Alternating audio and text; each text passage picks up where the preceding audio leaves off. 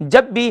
یقیناً کسی کام کا آخری اچھا انجام ہوتا ہے تو کہتے ہیں کہ یار الحمدللہ آغاز کیا تھا، اختتام بھی اچھا ہو گیا الحمدللہ۔ اب ناظرین کرام، ہم 2000 اب ہمارے ہاں لوگ بس اوقات یہ اس میں جو ہے اختلاف کرتے ہیں کہ یار اسلامی سال کا آغاز ہے اور انگلش سال کا آغاز ہے، ٹھیک ہے کوئی بات نہیں، لیکن اگر کسی آغاز اور اختتام سے ہماری زندگی میں تبدیلی آ جائے، ہماری زندگی بدل جائے اور یہ ہمیں احساس ہو جائے کہ یار میری زندگی کا 1 سال اور کم ہو گیا، میری زندگی کا تو 1 سال اور کم ہو گیا، میں نے کیا کھویا کیا پایا۔ یقیناً ناظرین کرام، دنیا کے اندر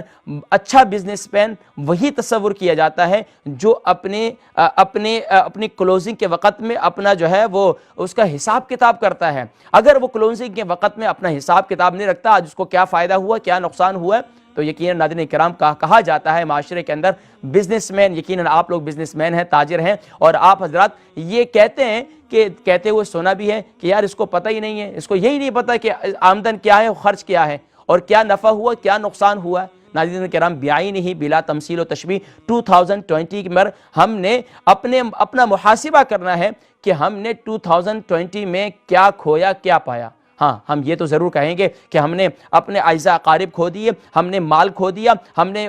آمدن کے وہ ذرائع کھو دیے، ہم نے یہ معاملہ کھو دیا، ہم نے دنیا کی معاملات کی طرف تو متوجہ ہوتے ہیں، ٹھیک ہے، بحیثیت انسان، انسانی فطرت ہے، اس بات کا بھی احساس ہو جائے تو بہت اچھی بات ہے، لیکن اگر اس بات کا احساس کے ساتھ ساتھ ہمیں اخروی احساس نہیں ہوتا، ہمیں اس بات کا احساس نہیں ہوتا کہ میں اور آپ دنیا میں زندگی گزار رہے ہیں، ایک دن ہم نے مرنا ہے، ہماری دنیا سے یہ سانسیں جو چل رہی ہیں، ایک سانس آ رہی ہے ایک سانس جا رہی ہے، یہ ایک دن رک جائے گی، ایک دن یہ تھم جائے گی، اس وقت ہم اب رب العالمین کی بارگاہ میں جب پہنچیں گے تو رب العالمین کی بارگاہ میں کیا جواب دیں گے کہ تم نے 2020 کیسے گزارا تھا، تم نے 2020 یعنی کہ 2020 تم نے کیسے گزارا تھا، تم نے اس میں کیوں نہیں اس